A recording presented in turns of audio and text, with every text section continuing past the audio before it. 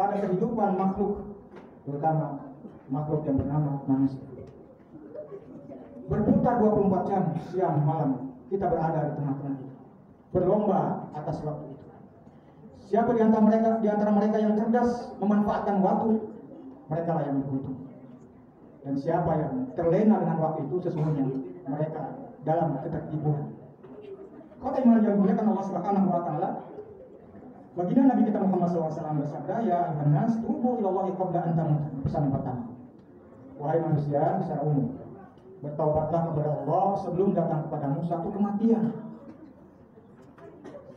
Jadi apakah kematian itu? Kematian itu adalah sesuatu yang paling menakutkan bagi orang yang tidak siap. Tetapi kematian itu adalah sesuatu yang menyenangkan bagi orang yang sudah siap. Dan ketika kita berbicara tentang siap dan tidak siap itu, barometernya adalah keimanan dan amal soleh kita. Jadi wajar kalau orang takut mati itu biasanya masih banyak dosa, masih suka melakukan sesuatu yang dilarang Allah Subhanahu wa taala. Tapi bagi sisi orang yang senantiasa dekat dengan Allah, bismillah, hubungannya dekat kepada Allah Subhanahu wa taala, kapanpun Allah memanggilnya senantiasa siap. Karena kehidupan ini diatur Allah Subhanahu wa taala 24 jam saja. Diatur Allah Subhanahu wa taala. Dan kematian itu tidak terjadwal, tidak terkonfirmasi. Orang sehat bisa mati, orang sakit bisa mati, orang kaya, orang miskin bisa mati. Kata iman yang dengan Allah Subhanahu wa taala. Karena itu pesan baginda Nabi kita Muhammad SAW, wahai manusia, bertaubatlah, kembalilah kepada Allah, kepada jalan kebenaran, pada jalan Tuhanmu sebelum datang kepadamu kematian. Kalau mati itu sudah datang, selesai. Lambat penyesalan, tidak ada gunanya. Nah, kata iman yang dengan Allah Subhanahu wa taala, pesan baginda Nabi kita Muhammad SAW sangat urgent, sangat penting sekali untuk kita renungkan di atas segala kesibukan kita, di atas segala kepentingan kita.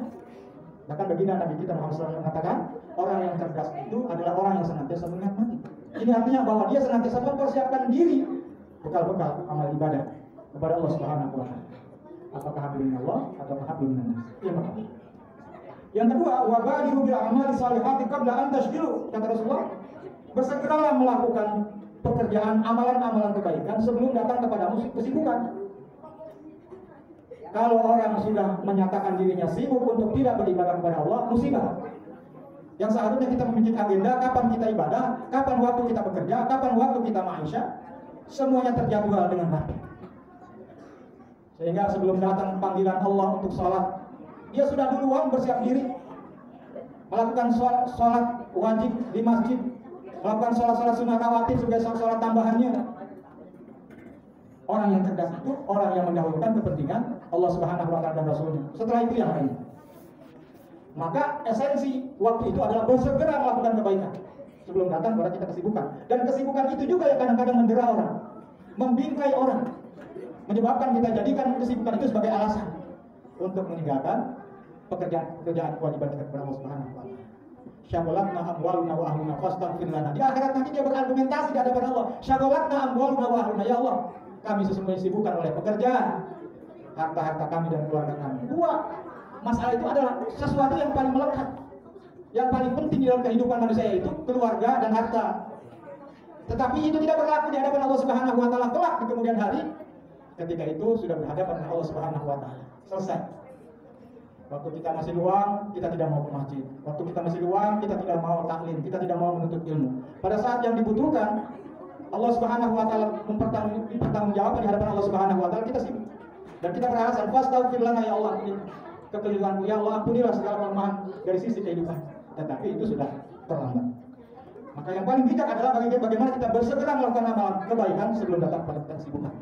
Jadi sibuk itu yang harus kita atur, bukan kesibukan yang mengatur diri kita. Sesibuk apapun kita, tetap agenda-agenda seperti sholat dan lain sebagainya adalah sesuatu yang paling penting.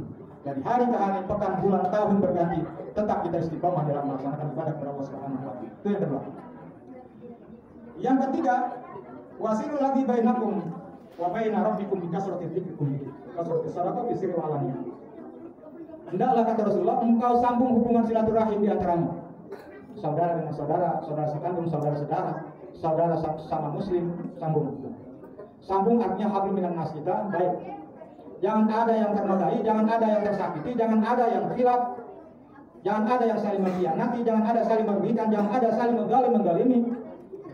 maka hubungan silaturahim itu menjadi amal ibadah di sisi Allah Subhanahu wa taala. Kemarin pilkada sudah selesai. Apapun siapapun yang terpilih itulah pilihan rakyat. Tetapi hubungan kita silaturahim di atas segalanya yang sampai terpecah. Hubungan sesama muslim, hubungan sesama anak bangsa. Jika kita menjadi bangsa yang besar, bangsa yang kuat, bangsa yang demokratis, bangsa yang senantiasa menjunjung nilai-nilai keadilan sosial dan seterusnya, maka kita akan menjadi besar, kita akan menjadi kuat, kita akan menjadi orang yang bijak dalam mengatasi problematika masalah. Jadi masalah yang kita selesaikan bukan kita diliputi oleh berbagai masalah yang kita ciptakan sendiri.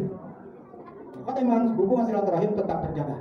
Hubungan silaturahim sesama muslim, yaitu innamal mu'minuna ikhwah, sungguh umat Islam itu bersaudara, saling berpelukan, saling tolong menolong, saling membantu. Itulah ajaran baginda Nabi kita Muhammad SAW. Jadi wasilul ladzi bainakum, sambung hubungan silaturahim di atas. Yang kedua, wa baina rabbikum, hendaklah engkau juga sambung hubungan kepada Tuhanmu. Salat 5 waktu itu sarana kita menyambung hubungan kita kepada Allah Subhanahu wa taala. Kedekatan kita kepada Allah Subhanahu wa taala, tidak ada lagi kedekatan selain kedekatan kita ketika kita melaksanakan salat. Baik salat sunnah maupun salat wajib. Di sanalah kita mendekatkan diri kita kepada Allah Subhanahu wa taala. Pada saat kening kita tempelkan dahi kita ke karpet, ke sajadah, di sanalah kedekatan kita kepada Allah, dan sambungkan hati kita kepada Allah Subhanahu wa taala.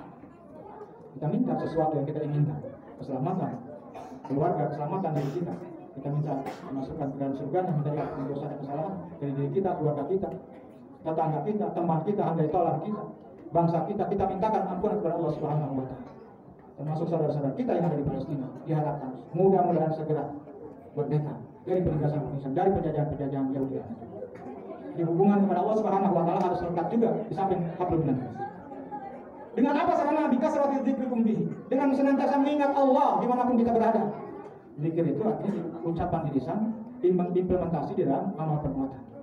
Orang yang berzikir di masjid, orang yang dekat kepada Allah Subhanahu wa taala, orang yang senantiasa ingat Allah.